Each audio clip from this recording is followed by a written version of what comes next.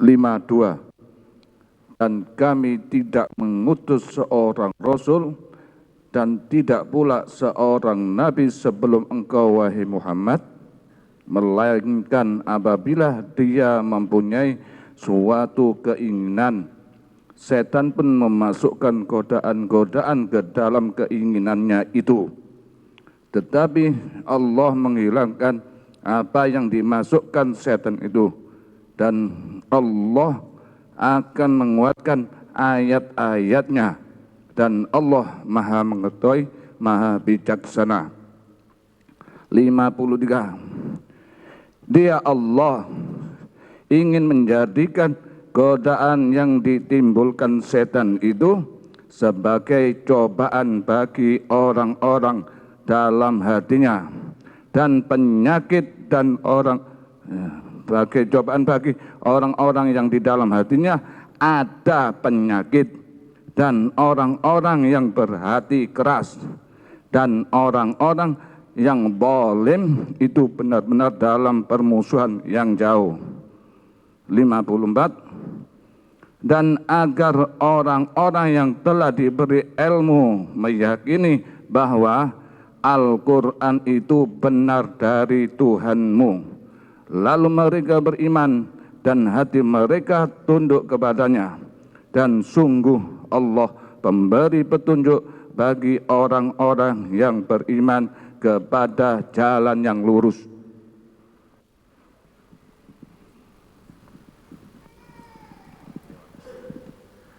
Bismillahirrahmanirrahim. Jadi terjemahan Bapak Ibu telah dengar ya. Sesungguhnya kami tidak mengutus sebelum engkau seorang Rasul maupun seorang Nabi, melainkan apabila dia memiliki keinginan, syaitan akan masukkan dalam keinginannya, akan melontarkan dalam keinginannya apa? Sesuatu. Jadi tidak ada seorang Nabi, seorang Rasul di saat mereka ya, menerima wahyu dari Allah Subhanahu wa Ta'ala. Pada saat mereka juga menyampaikan wahyu, apabila di hati mereka ada hasrat, keinginan, angan-angan, maka syaitan akan ikut masuk ke dalamnya. Syaitan akan ikut masuk ke dalamnya. Artinya syaitan ikut juga menyampaikan wahyu ke dalam hati Nabi tersebut. Tapi Allah Subhanahu wa Ta'ala akan menghapuskan, ya, menghilangkan apa yang diwahyukan oleh syaitan, ya, dan mengokohkan ayat-ayatnya. Tapi setelah itu, renungkan, Allah akan jadikan apa? Yang diwahyukan oleh syaitan ini sebagai fitnah bagi orang-orang yang dalam hati mereka ada penyakit. Berarti apa? Ada realitanya apa tidak? Allah Subhanahu wa Ta'ala membacakan wahyu, mengutus para nabi, ya. Bila di hati mereka ada hasrat, maka syaitan ikut langsung memasukkan juga wahyu ke dalam hati nabi tersebut. Pada hasrat keinginannya, syaitan masukkan. Cuma hal ini dihapuskan oleh Allah Subhanahu wa Ta'ala, tapi tertinggal di hati orang-orang yang terdapat penyakit dalam jiwa mereka. Akhirnya menjadi fitnah bagi mereka. Berarti ada realitanya apa tidak? Berarti di luar Al-Quran yang dibacakan oleh Nabi kita Muhammad sallallahu alaihi wasallam, ada juga yang Nabi bacakan atas dorongan syaitan yang kemudian menjadi fitnah bagi orang-orang yang dalam hati mereka terdapat penyakit. Lalu mereka kaitkan dengan ayat dalam suratun Najmi. Ketika Nabi membaca firman Allah, afara'aitumul lata wal uzza wa manata tsalitsatal ukhra. Apakah kalian melihat Al-Lat wal Uzza? Itu dewa-dewa yang disembah oleh kaum musyrikin, yang bernama Lat, Uzza, kemudian wa manata tsalitsatal ukhra, dan Manah yang ketiga yang merupakan dewa-dewa yang dipuja oleh kaum musyrikin. Ketika Nabi membaca sampai di sini, menurut riwayat Syaitan memasukkan ke dalam lidah Nabi kita Muhammad sallallahu alaihi wasallam. Ini terdapat dalam riwayat, bukan dalam Quran. Tahu-tahu ternyata lidah Nabi dipergunakan oleh syaitan untuk mengucapkan tilkal gharaniqul ula. Inna syafa'atahum la turtaja, itu merupakan dewa-dewa terdahulu dan syafaat mereka amat diharapkan. Begitu orang musyrik mendengarkan apa yang diucapkan oleh Nabi, langsung mereka sambut dengan gembira ria, hingga ketika perintah sujud datang dalam suratul Najm, mereka semua sujud. Kira-kira kalau hal ini dapat diterima, Nabi bukan Rasul yang terjaga, terpelihara dari syaitan. Kalau kemungkinan tersebut ada, berarti sebahagian Quran bisa saja apa? Merupakan ayat-ayat syaitan. Dan ini beredar, menyebar, termasuk di Al-Azhar, ya, menjadi kajian dalam tema Ad-Dakhil atau tema Al-Israiliyat. Karena apa? Karena banyak ulama-ulama Islam tanpa mereka sadari ikut menyebarkan riwayat seperti ini. Padahal ini sebetulnya merupakan kebohongan yang amat besar. Dan ini bukan bersumber dari Al-Quran. Kalau dalam suratul Najm tidak ada persoalan. Karena begitu Nabi menyampaikan wahyu Allah, afara'aitumul lata wal uzza wa manata tsalitsatal ukhra, dilanjutkan dengan alakumudz dzakaru walahul untha. Masa kalian mengatakan kalian lebih suka memilih anak laki-laki, sedangkan bagi Allah, ya, kalian nisbatkan kepadanya anak-anak wanita. Di mana akal fikiran kalian? Artinya mereka mengucapkan hal-hal yang tidak sesuai dengan logika. Dan kata lat itu merupakan apa? Merupakan kata feminim, bukan maskulin. Itu lat diambil, kalau Allah, ya, lafdzul jalalah di sini mereka gunakan kata lat. Begitu juga Uzza dari kata aziz, juga kata feminim. Karena mereka meyakini bahwa malaikat-malaikat menurut mereka adalah anak-anak perempuan Allah. Semua tidak sesuai dengan logika dan dasar kebenaran, tapi dalam surat An-Najm tidak ada persoalan. Nah, sekarang yang perlu kita jelaskan berkaitan dengan suratul Hajj ayat 52. Nah, saya sayangkan terjemahan kita Departemen Agama ini terjemahan yang saya anggap rapuh.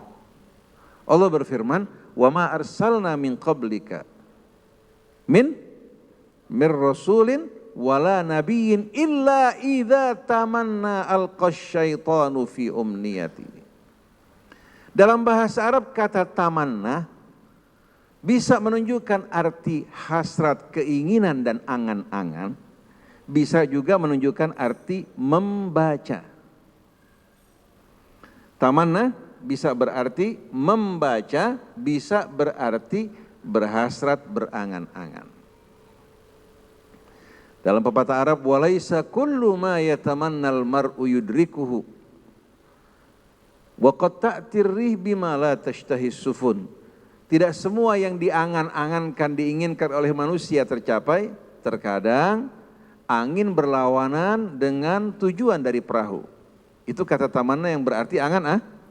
Tapi ada makna lain dari kata tersebut, bukan berarti berangan-angan tapi membaca. Nah, perhatikan coba. Kalau terjemahan tersebut bukan berhasrat, berkeinginan, tapi berarti apa? Membaca.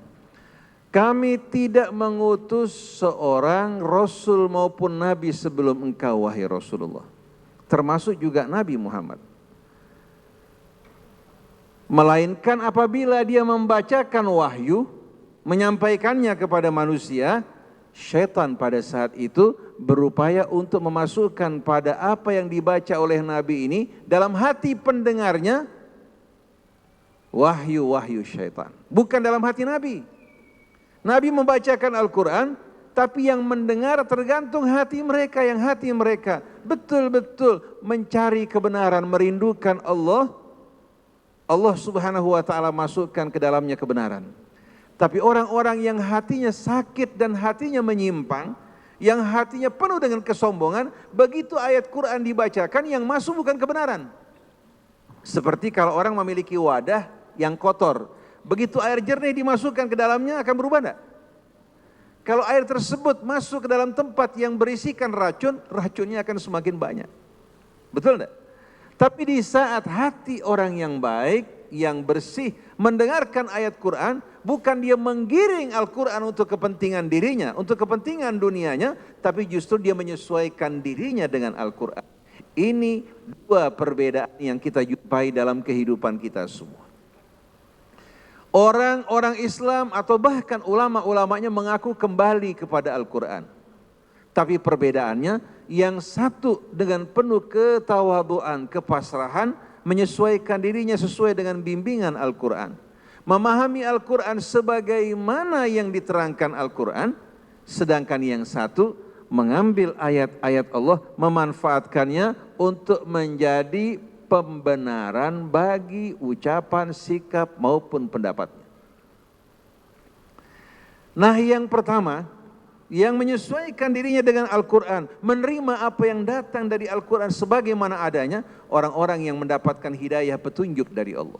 Sedangkan yang kedua, apapun gelarnya, kalau dia menggiring Al-Quran, menafsirkannya tidak sesuai dengan apa yang dimaksudkan Allah, maka orang tersebut orang-orang yang hatinya dalam penyakit, orang-orang yang dikendalikan oleh syaitan yang terkutuk.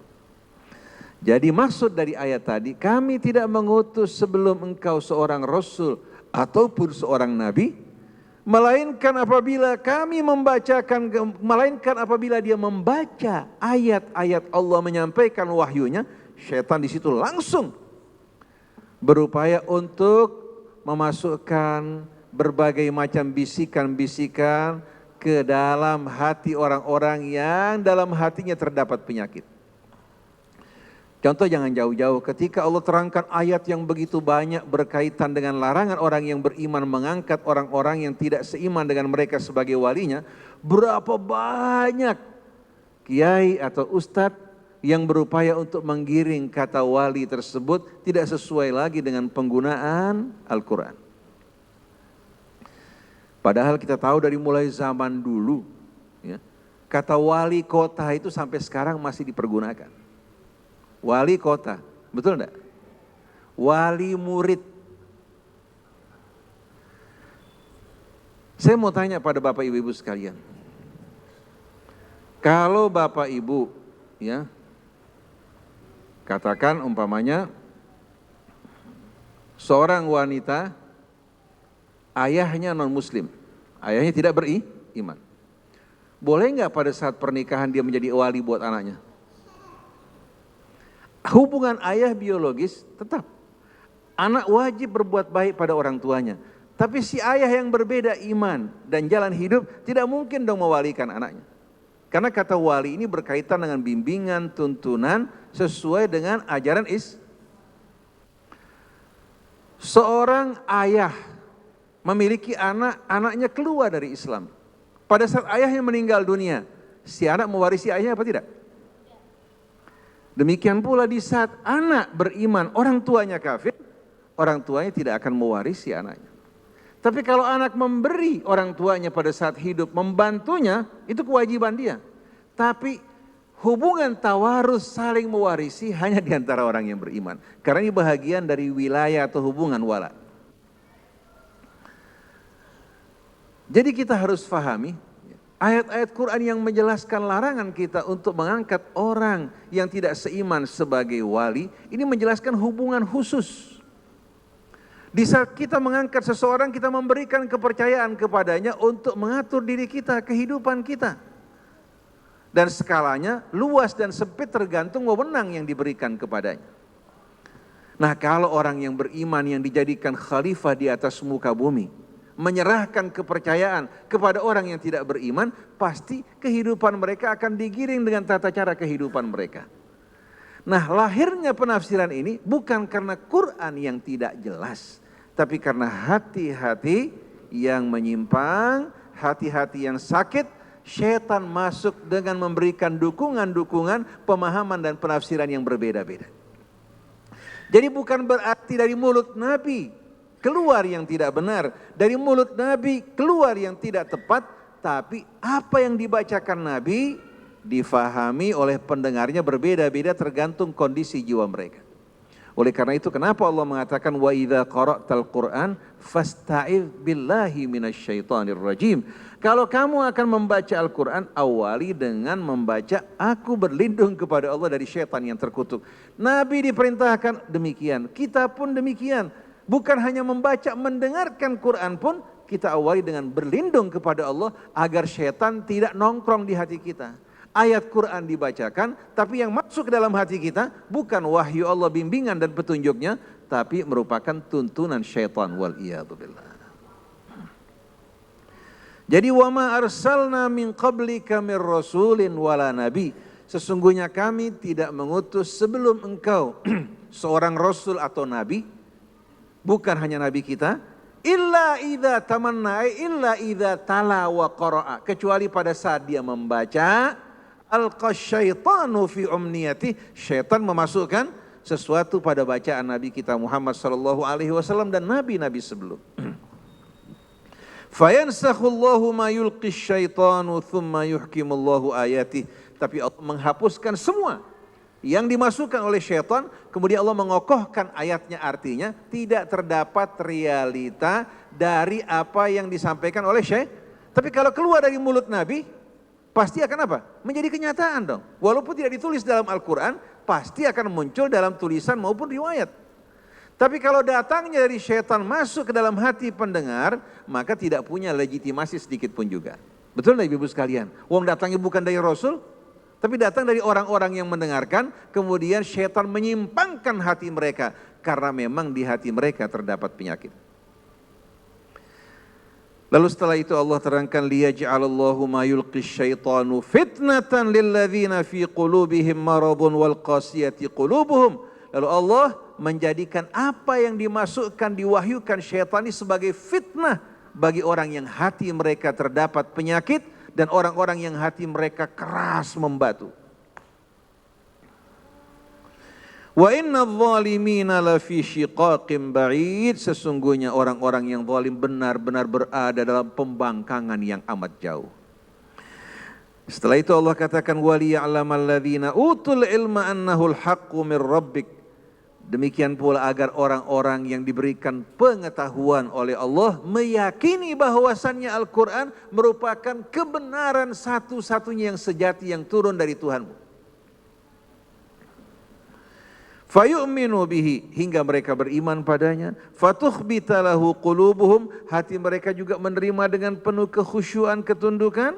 Wa innallaha lahadil ladzina amanu ila siratim mustaqim. Sesungguhnya Allah akan memberikan petunjuk orang yang beriman ke jalan yang lurus.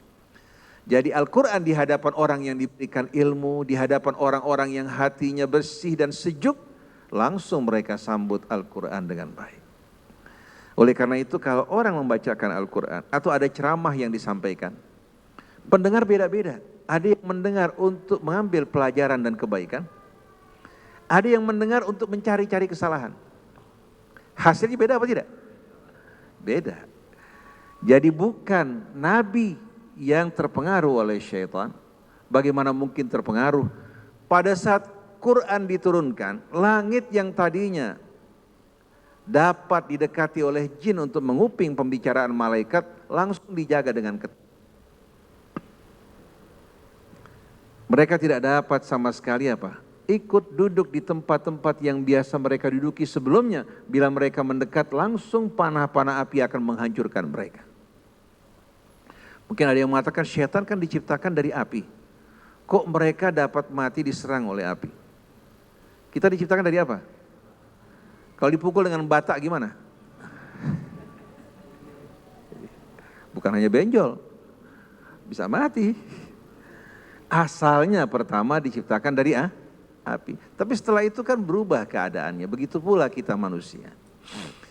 Jadi para jamaah hadirin hadirat yang dirahmati Allah Subhanahu wa taala, syubhat semacam ini jangan kita anggap hanya beredar di Indonesia, di Mesir, bahkan dalam buku-buku tafsir beredar. Yang menyedihkan, kenapa orang-orang Islam kok membaca tanpa mereka meresapi.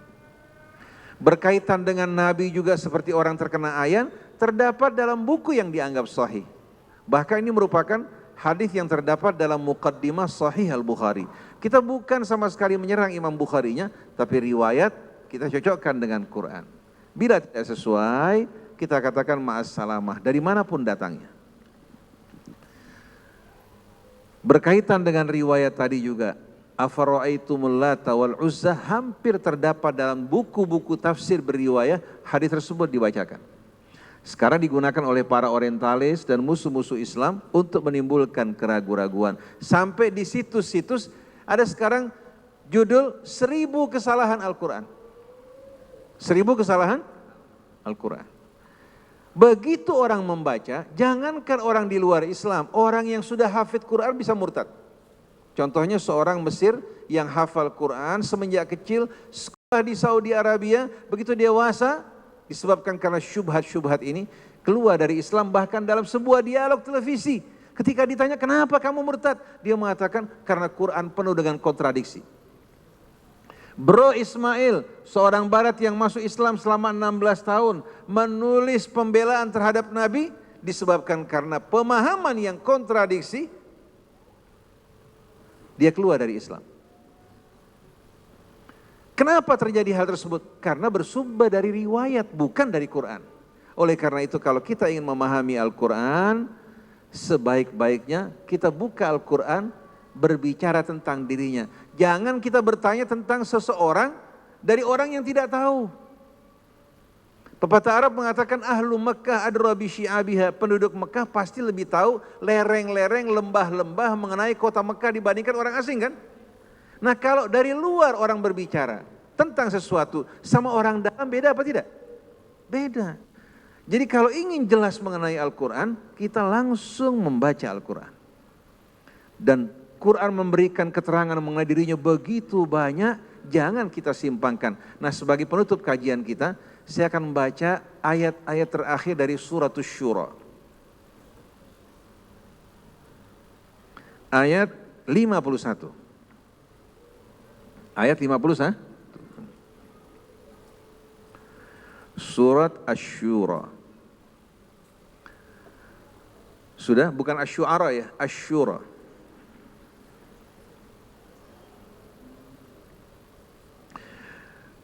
A'udzu billahi minasy syaithanir rajim.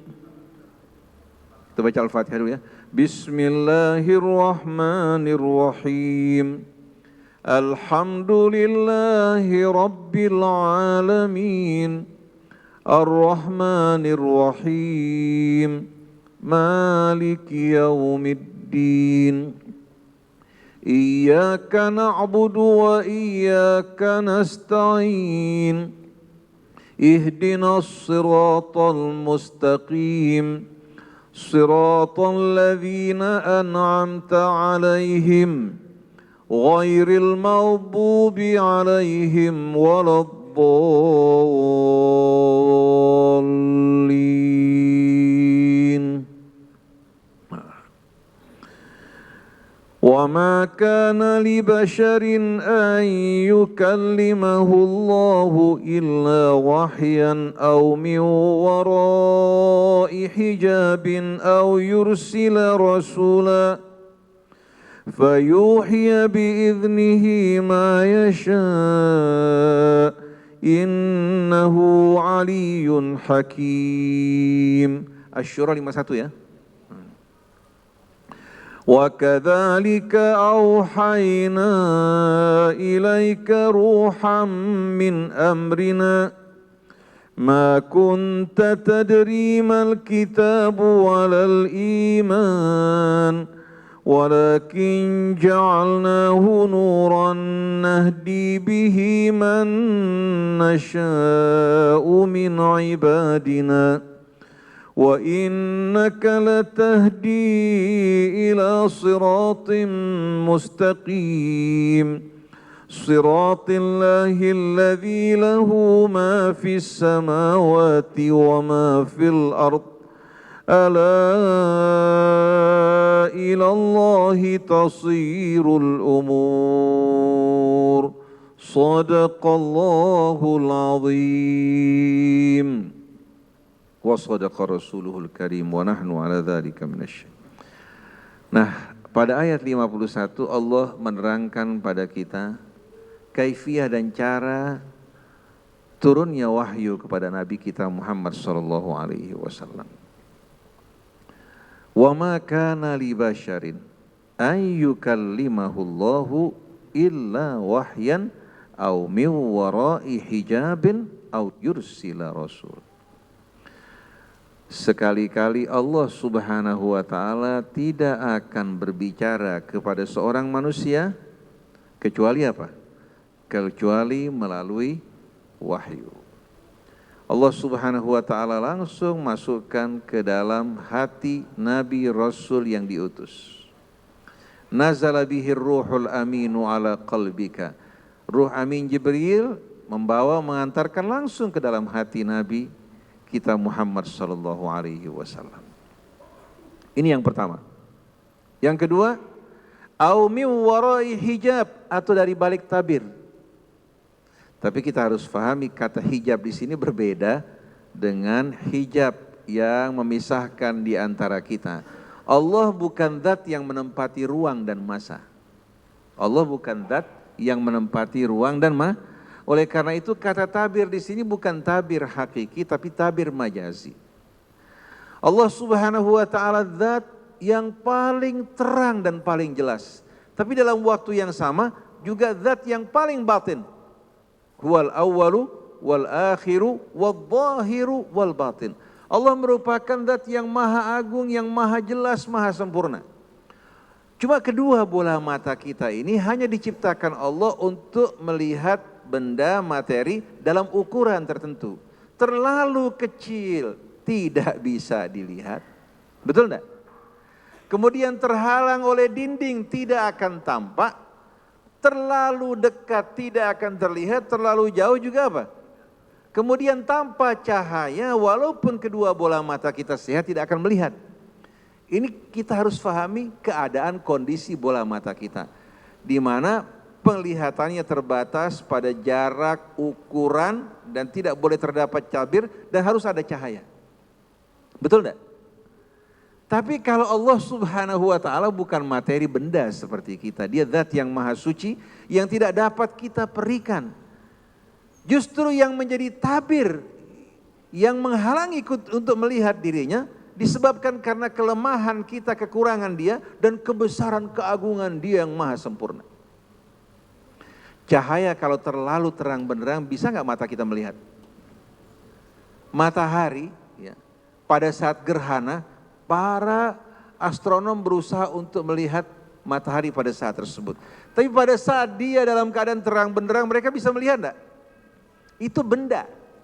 Tapi Allah Subhanahu wa taala dengan cahaya kebesaran dan keagungannya, keterbatasan kita ini tidak mampu untuk melihat dirinya, tetapi tidak terlihat itu bukan berarti tidak jelas. Seluruh ayat-ayat Allah di langit, di bumi termasuk diri kita, semua menunjuk kepada Allah dan kebesaran keagungannya. Tidak nampak dengan mata kita bukan berarti tidak ada.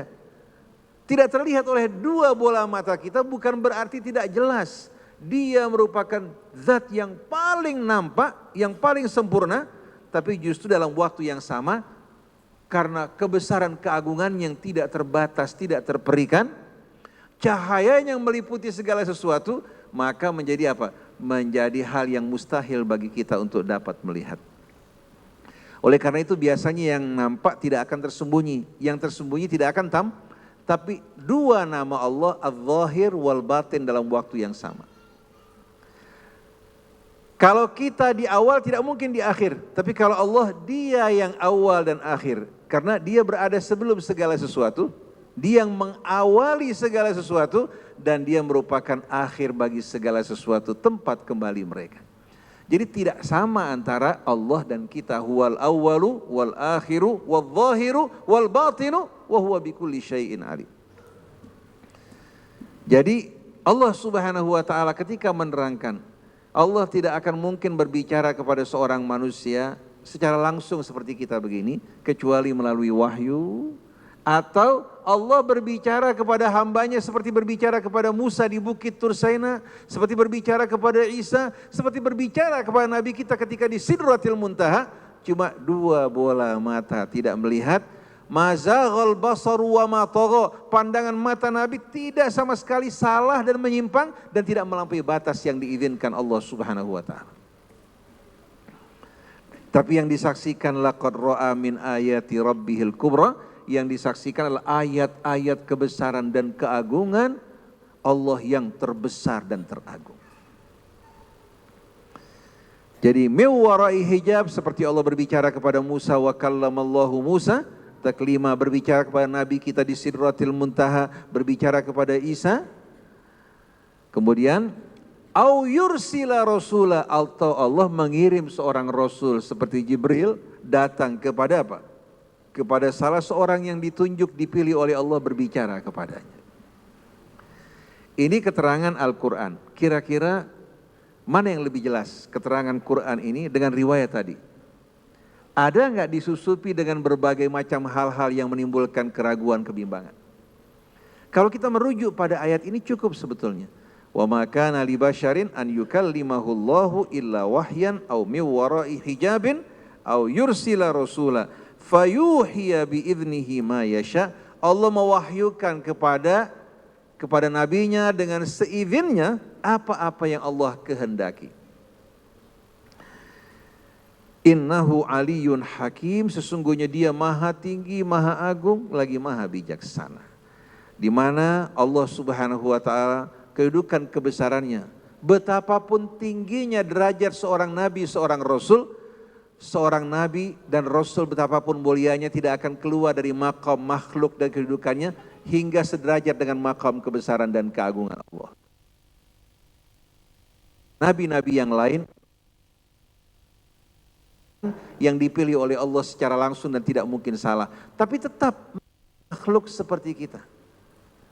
Mereka tidak keluar dari makhluk, memasuki ranah ketuhanan. Karena apa? Karena kedudukan mereka yang begitu tinggi. Jadi tetap Allah sebagai Al-Khaliq, sedangkan nabi-nabinya sebagai manusia pilihan yang dipilih untuk menyampaikan wahyunya dan menjadi contoh bagi umat. Amat penting untuk kita fahami betul-betul, hadirin sekalian. Wa kadzalika auhayna ilaika ruhan min amrina. Demikianlah kami telah mewahyukan kepadamu wahai Rasulullah ruh dari sisi kami. Allah Subhanahu wa taala terangkan di sini wahyu yang disampaikan adalah ruh dari sisi Allah yang membawa bimbingan petunjuk dari Allah Subhanahu wa taala. Manusia tanpa ruh bagaimana? Jiwanya akan mati. Kedua bola mata kita yang sehat tanpa cahaya bisa melihat, ibu-ibu. Begitu juga jiwa kita tanpa penerangan dari Allah, jiwa tersebut bagaimanapun sempurnanya tidak akan sama dengan jiwa yang diterangi oleh Allah dan cahayanya. Al-Quran menjadi ruh yang akan menghidupkan manusia, menghidupkan jiwanya, menerangi kalbunya dan membimbing jalannya. Oleh karena itu orang yang berada di bawah bimbingan tuntunan Al-Quran berbeda bagaimanapun juga dengan mereka-mereka yang melakukan penelitian dan kajian, betapapun dalamnya tidak akan mungkin sama dengan orang yang mendapatkan penerangan dengan Al-Quran. Oleh karena itu di barat bagaimanapun majunya ilmu pengetahuan ternyata tidak mengantarkan mereka pada kebenaran yang sejati. Jepang merupakan negara maju, betul enggak? Tapi banyak dari mereka yang masih menyembah matahari. Dalam kehidupan beragama mereka betul-betul amat rendah dan picik dibandingkan dengan orang yang diterangi Al-Quran. Saya punya teman berangkat ke Taiwan. Taiwan ini negara yang maju, tapi negara yang paling banyak agama bermunculan. Dia berjalan-jalan di Taiwan, temukan ternyata orang begitu santun, begitu sopan. Artinya kalau mereka bersyahadat, mereka menerima Al-Quran, maka kita nggak kebagian surga sama sekali.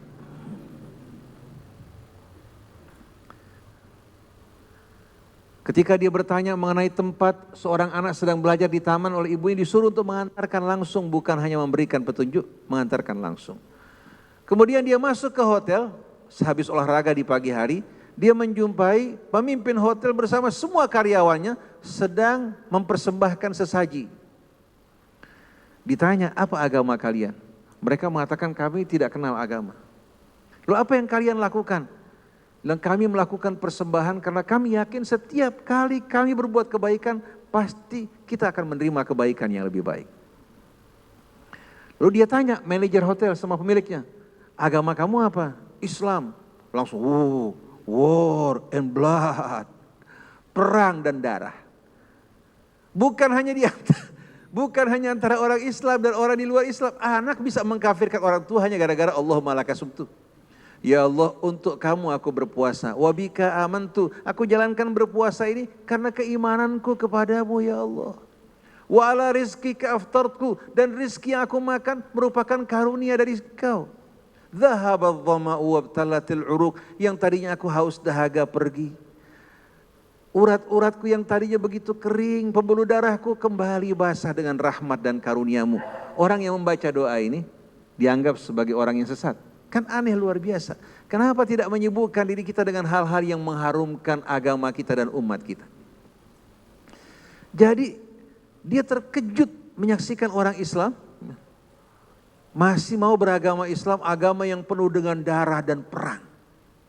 Menyedihkan enggak? Ini kesan yang mereka rasakan mengenai Islam. Maka enggak heran, jangankan orang di luar Islam, orang-orang Islam sebahagian mereka masih meyakini Ahok itu lebih baik dari apa? Dari orang yang beriman, yang sholat, yang berpuasa. Aneh enggak hadirin sekalian? Padahal kita tahu mulutnya begitu kotor. Kalau dibandingkan dengan Ibu Teresia masih mending. Ibu Teresia, Nelson Mandela, kita kagum dengan beliau. Termasuk orang yang saya kagumi.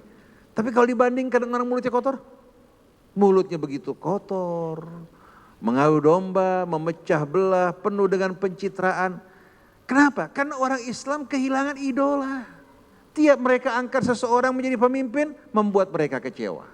Padahal sebetulnya mereka bukan orang yang beriman, cuma berpakaian Islam tanpa mengenal Islam sedikit pun. Wa kadzalika auhayna ilaika ruham min amrina, demikianlah kami telah mewahyukan padamu wahai Rasulullah ruh min amrina, langsung dari bimbingan petunjuk dan manajemen Allah Subhanahu wa taala. Ma kunta tadri mal kitabu walal iman. Sebelumnya engkau wahai Rasulullah tidak mengenal apa yang dinamakan Alkitab. Karena Nabi bukan seorang yang mengenal baca dan tulis. Walal iman, dan tidak mengenal disiplin mengenai keimanan seperti yang diterangkan Al-Quran yang begitu indah dan sempurna.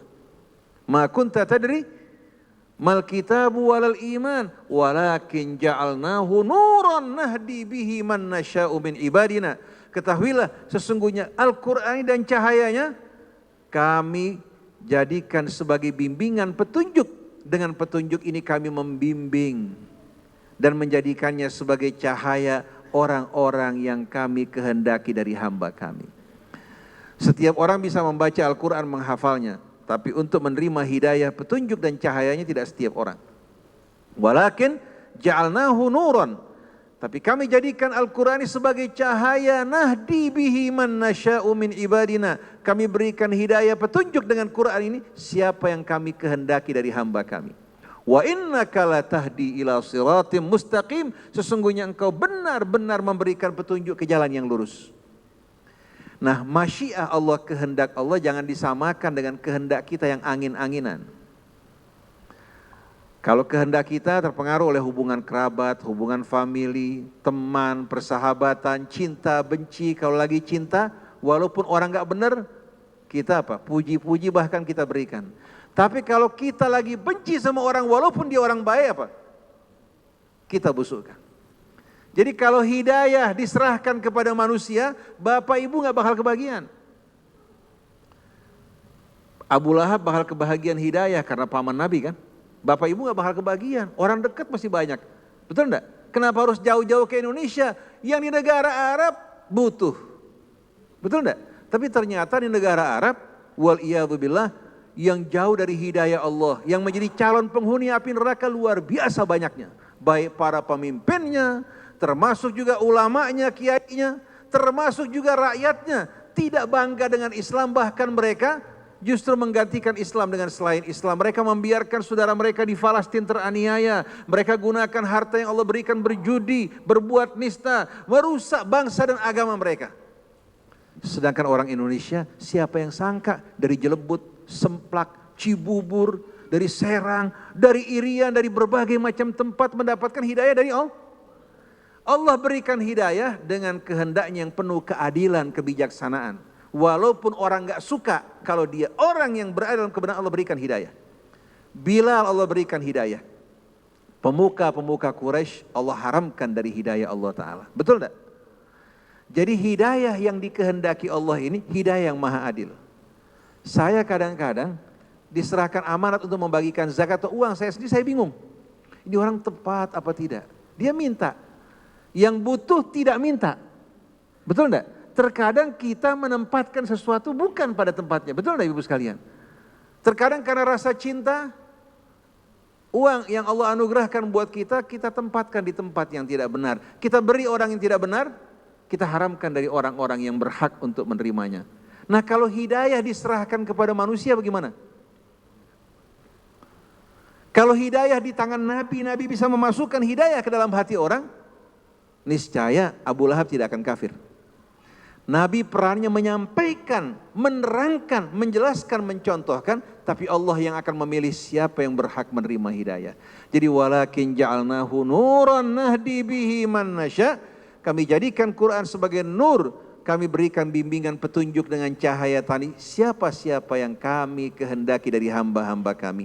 Wa innaka latahdi ila siratim mustaqim. Sesungguhnya engkau benar-benar memberikan petunjuk ke jalan yang lurus, petunjuk Nabi, keterangan, penjelasan, penyampaian dan contoh.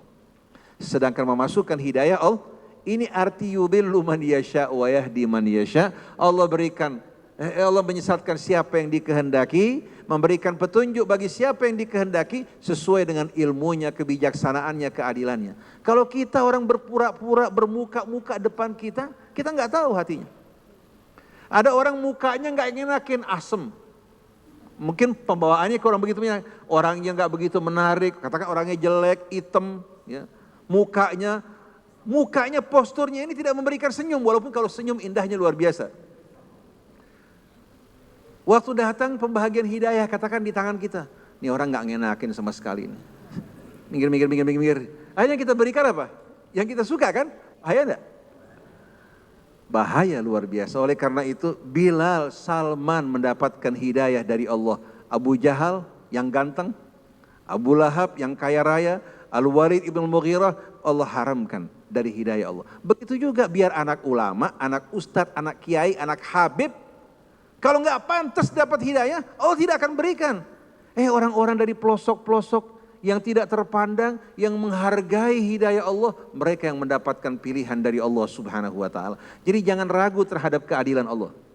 Jangan kita membicarakan mengenai kebijaksanaan Allah. Allah Maha Tahu, Maha Bijaksana, Maha Sabar, Maha Sempurna. Tapi yang perlu kita perhatikan, diri kita ini layak tidak menerima hidayah Allah. Ustaz Hamzah mengatakan, hal nahnu mu'minun, kita ini sudah beriman apa belum? Jangan kita kerjaannya mengkafirkan sana, mengkafirkan sini, nyesatkan sana, nyesatkan sini. Nah penutup dari ayat ini, siratillah, yang namanya jalan yang lurus ini adalah siratillah, jalannya Allah. Alladzi lahu ma fis samawati wa ma fil ard, jalan Allah yang menjadi penguasa satu-satunya yang menguasai seluruh kerajaan langit dan bumi. Ala ilallahi tasirul umur, ketahuilah sesungguhnya pada akhirnya kepada Allah lah segala perkara dikembalikan. Kalau dia penguasa langit, bumi dan seluruh isinya, dan segala perkara dikembalikan kepada Allah, kira-kira yang mengikuti Allah dan bimbingannya seharusnya mulia apa tidak? Yang mengikuti penguasa langit dan bumi, segala perkara semua ditentukan kembali pada Allah. Kira-kira seharusnya orang Islam ini mulia apa tidak? Mulia, jaya, kaya, cerdas, bijaksana. Nah terjadinya kemunduran saat ini karena kita tidak mengikuti jalan Allah Subhanahu wa Ta'ala. Oleh karena itu kita berharap betul-betul kita dapat kembali semuanya berkumpul di jalan Allah. Kita, rasil dan dakwah kita tidak mengajak sama sekali orang untuk apa? orang untuk menjadikan kita sebagai poros hidup mereka. Kita tidak ingin menonjolkan pesona kita, sama sekali tidak. Tapi ingin menonjolkan pesona, kebesaran dan keagungan Allah. Saya bersama Anda semua, bersama-sama berjalan menuju Allah Subhanahu wa ta'ala. Oleh karena itu, apa yang kita sampaikan ini betul-betul berharap untuk menjadikan Allah sebagai poros hidup kita, kitabnya sebagai pedoman kita, dan meneladani Nabi dalam seluruh gerak-gerik kita, dan kita saling mengingatkan satu dengan lainnya. Jadi jangan orang mengatakan menurut Ustadz Hussein, tapi kita ingin apa? Sesuai dengan firman Allah. Nah, kalau orang memiliki pemahaman yang baik atau lebih baik lagi dari kita, silahkan tunjukkan dengan cara yang baik.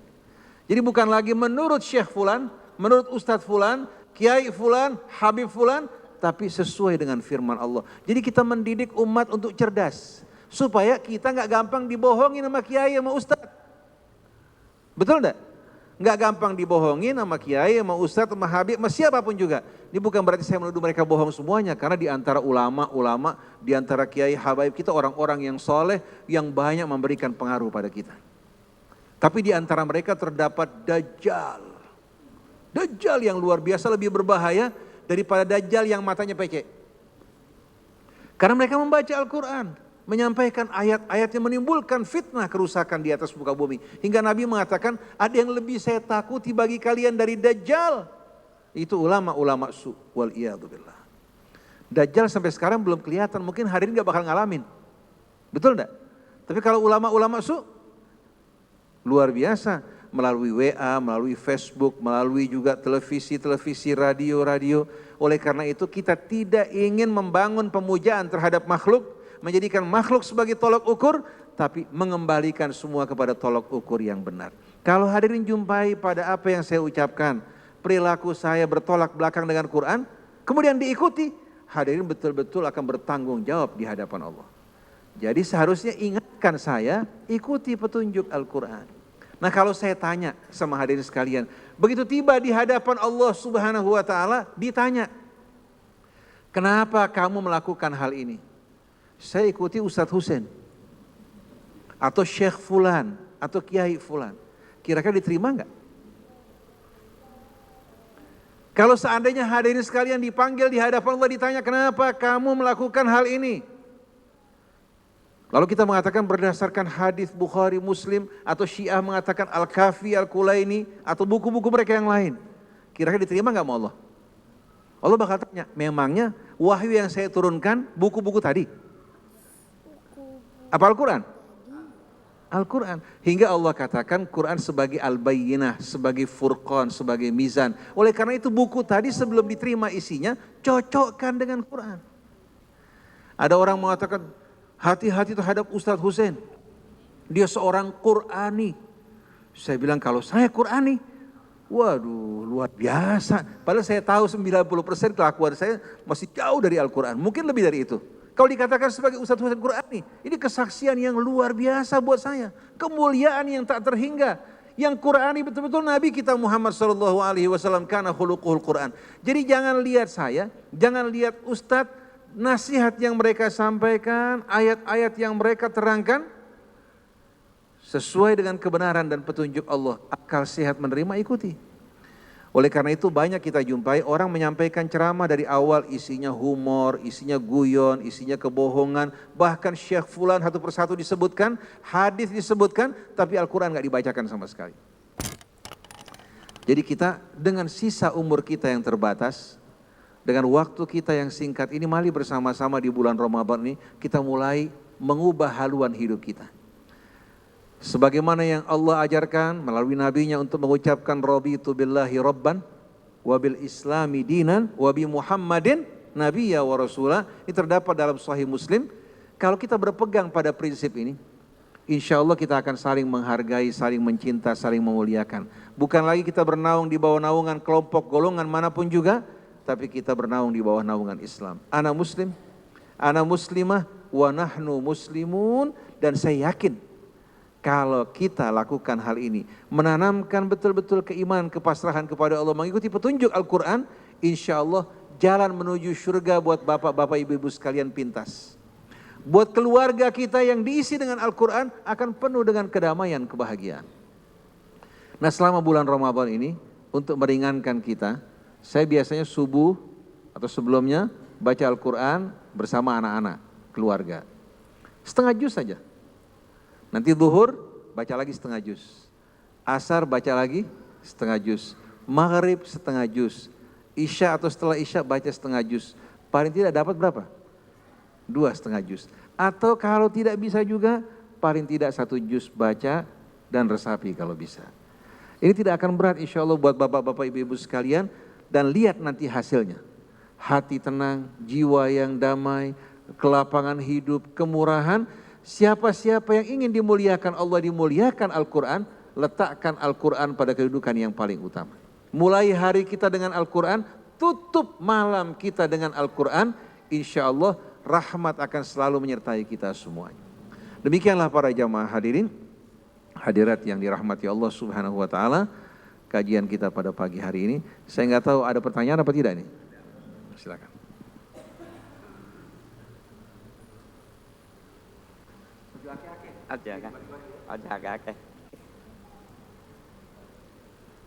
Bismillahirrahmanirrahim. Assalamualaikum warahmatullahi wabarakatuh. Setelah menyimak kajian Al-Quran hari ini luar biasa, subhanallah. Ada yang ingin saya tanyakan sehubungan dengan nuzulul Quran.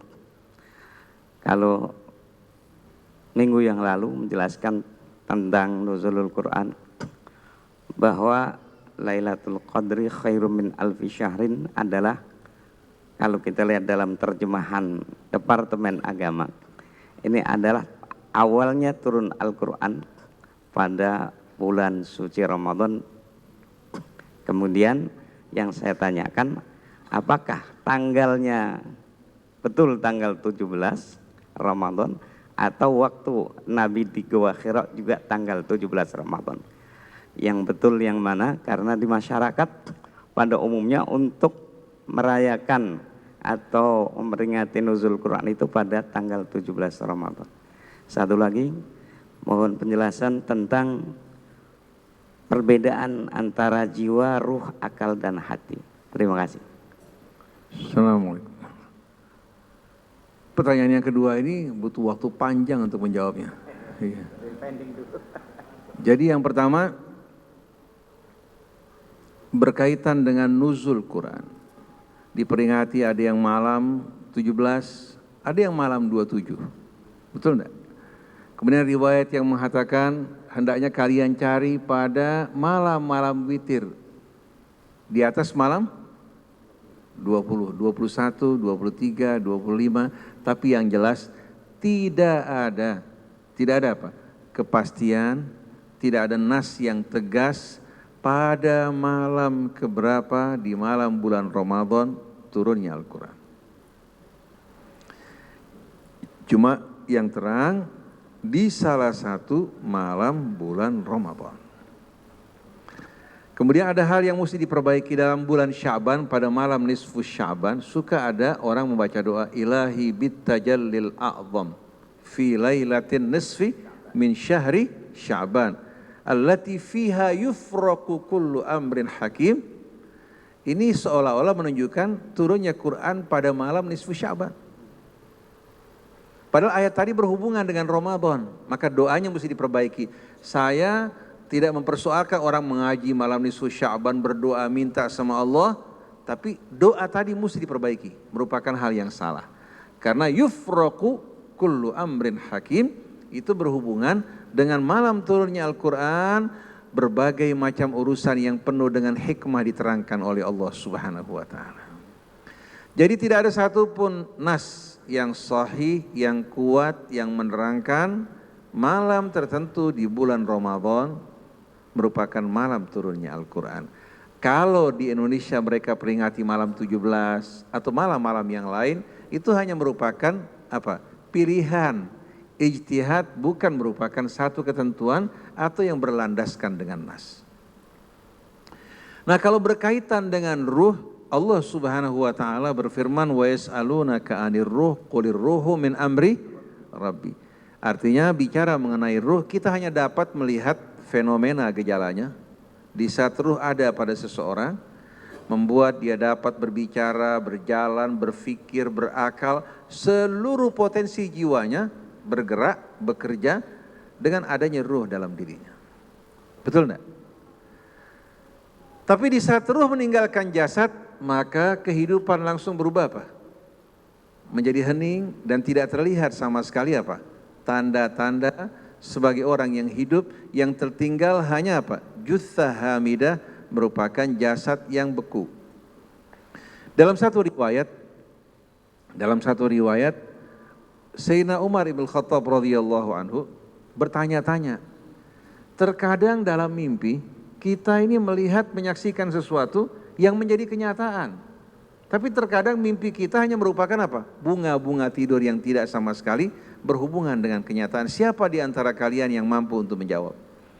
Sahabat satu persatu memberikan pandangan mereka, tapi tidak ada satupun yang jelas. Sampai kebetulan pada saat itu ada Abul Hasan, Sayyidina Ali bin Abi Thalib alaihi salatu wassalam, dia membacakan firman Allah, Allahu yatawaffal anfusa hina mautiha wallati lam tamut fi manamiha fayumsikul lati qada 'alaihal mauta wa yursilul ukhra ila ajalin musamma.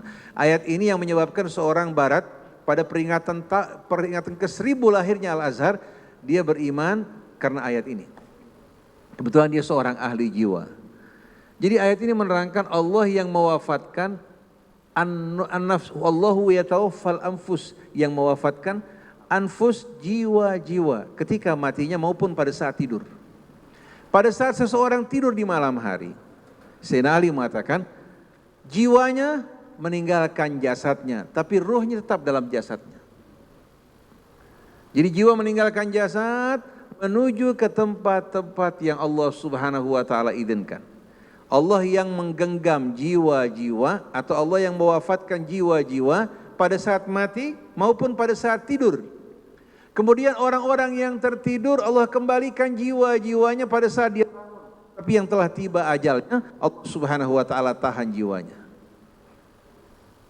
Nah, Imam Ali mengatakan pada saat seseorang tidur, jiwanya berangkat menuju ke tempat-tempat yang Allah izinkan. Maka dia menyaksikan hal-hal, peristiwa-peristiwa yang belum terjadi disaksikan di hadapannya. Tapi pada saat jiwa kembali ke jasad, ya, pada saat itu syaitan berupaya untuk mengirimkan bisikan-bisikan, khayalan-khayalan yang terkadang menimbulkan ketakutan yang mengerikan. Jadi apa-apa yang disaksikan jiwa pada saat menuju Allah itu merupakan kebenaran. Pada saat kembali ke tubuh, di saat orang tidak berlindung kepada Allah, maka langsung masuk bayangan-bayangan yang mengerikan, menakutkan. Nah, begitu dia melek dalam ketakutan, yang diharapkan syaitan sugesti. Yang diharapkan syaitan sugesti. Oleh karena itu Nabi mengatakan jangan ceritakan mimpi buruk pada seseorang.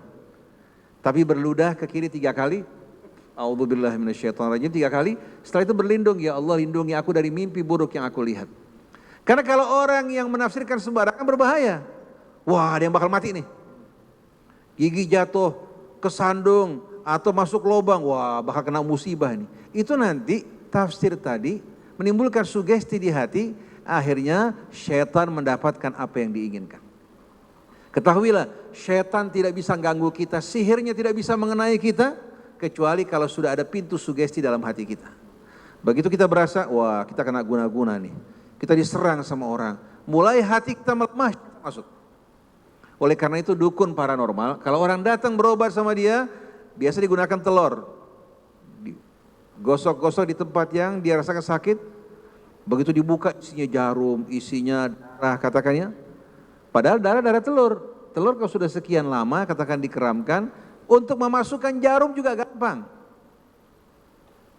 Tanpa menimbulkan kerusakan pada telurnya. Begitu orang menyaksikan jarum atau menyaksikan katakan rambut atau kotoran, waduh bapak kena guna-guna. Langsung perasaannya apa? Merasa dirinya diserang, dari sana syaitan masuk. Jadi sebetulnya tipu daya syaitan itu lemah. Tapi hati-hati jangan masuk makanan sembarangan. Karena kalau makanan masuk ke dalam tubuh kita, apalagi mengandung barang-barang yang tidak baik, apalagi sering kali perempuan menggunakan darah kotornya dicampur dengan makanan seseorang, itu bakal merusak dirinya luar biasa. Merusak jiwanya yang luar biasa dan susah disembuhkan. Tapi kalau serangan dari luar, baik itu gangguan setan, dukun, paranormal, asal hati kita beriman, pasrah kepada Allah, bagaimanapun kuat tidak akan mampu nyerang kita. Maka jaga makanan kita, jangan suka sembarangan makan. Awali dengan membaca bismillah, pilih makanan yang sehat, bukan makanan yang dipotong tidak jelas, makan tanpa membaca bismillah, atau makan di tempat-tempat orang yang keimanannya diragukan. Jadi berkaitan dengan ruh, ya. Ketika jiwa meninggalkan jasad, orang dalam keadaan tidur, terdapat hubungan antara ruhnya dan apa? Dan jiwanya.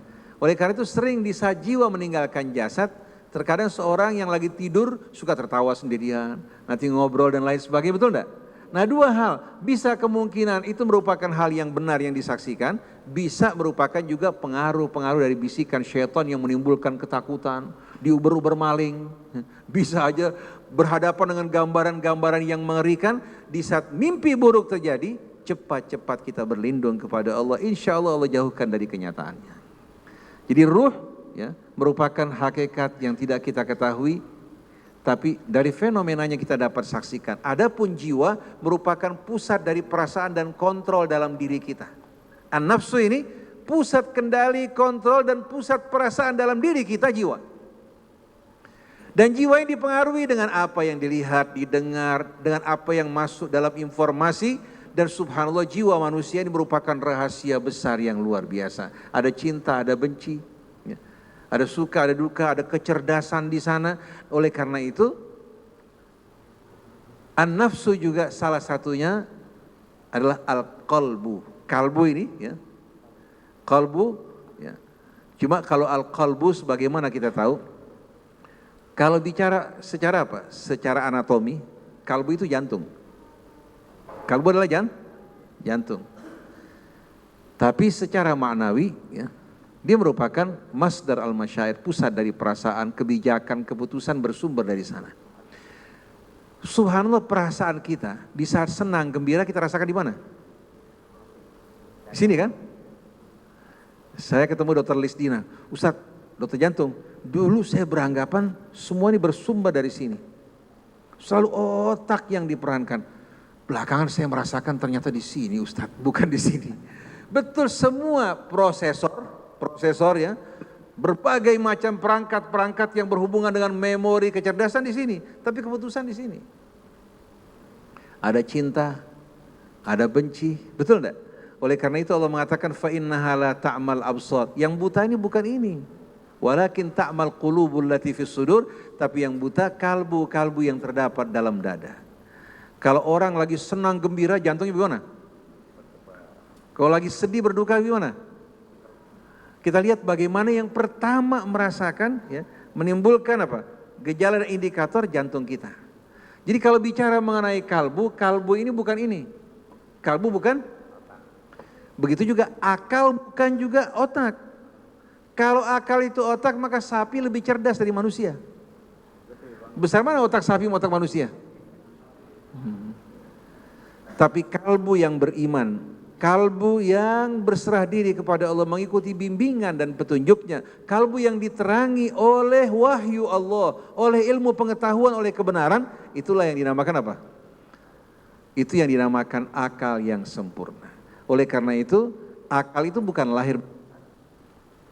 Manusia dengan fitrahnya bersih dan suci, tapi kalau tidak diasah dan diasuh, dia akan menjadi bebal, tertutup oleh kebiasaan, tradisi, perangai yang buruk. Tapi bila diasah, diasuh, diterangi oleh wahyu Allah Subhanahu wa taala dengan pengetahuan dan kebenaran, maka akal seseorang akan menjadi sempurna. Oleh karena itu Allah katakan inna fi khalqis samawati wal ardi wa ikhtilafil laili wan nahar la ayatin liulil albab alladzina yadhkuruna Allaha qiyaman wa qu'udan wa 'ala junubihim wa yatafakkaruna fi khalqis samawati wal ard Rabbana ma khalaqta hadza batilan subhanaka faqina adzabannar. Ulul albab ini orang-orang yang berakal dan sempurna. Kita lihat ciri-ciri sifat mereka, orang yang selalu ingat Allah, yang bertafakur, yang merenung, yang melakukan penelitian hingga menemui rahasia kebesaran keagungan Allah Subhanahu wa taala di balik penciptaan langit dan bumi. Dan mengajak mereka untuk tunduk berserah diri kepada Allah Subhanahu wa taala. Dan kata akal dalam bahasa Arab, kata kerjanya aqala yaqilu, yang menahan, yang mengikat. Bila akal seseorang sempurna akan menahan perbuatan yang tidak patut, akan mendorong dirinya untuk melakukan perbuatan-perbuatan yang baik dan mulia. Jadi kalau bicara mengenai ruh merupakan hal yang tidak kita fahami hakikatnya. Bicara mengenai an-nafas itu merupakan jiwa, kalau ruh nyawa. Kalau an-nafas merupakan jiwa, dan pusat kendali diri kita ini pada jiwa kita, dan yang akan berdiri bertanggung jawab di hadapan Allah bukan otak kita, jiwa kita. Ya ayyatuhan nafsul mutmainnah irji'i ila rabbiki radiyatan.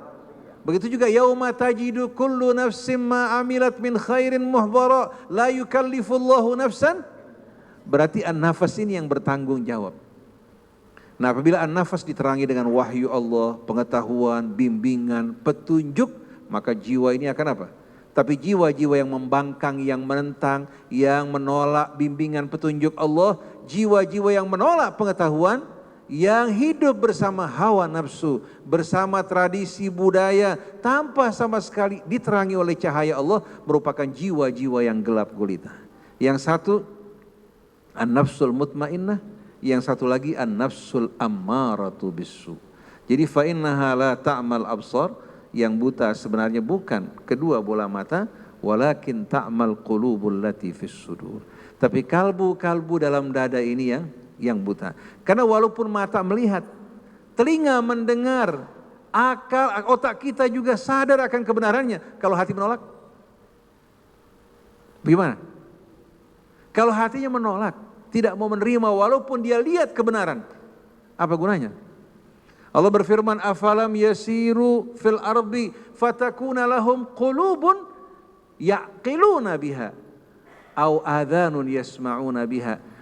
Mengapa mereka tidak pesiar di atas muka bumi hingga mereka memiliki kalbu-kalbu yang dapat mereka pergunakan untuk berakal? Bukan otak-otak untuk berakal, kalbu-kalbu yang mereka dapat pergunakan untuk berakal. Karena pengetahuan itu sendiri tanpa apa? Tanpa kita manfaatkan dan kita ikuti, sia-sia.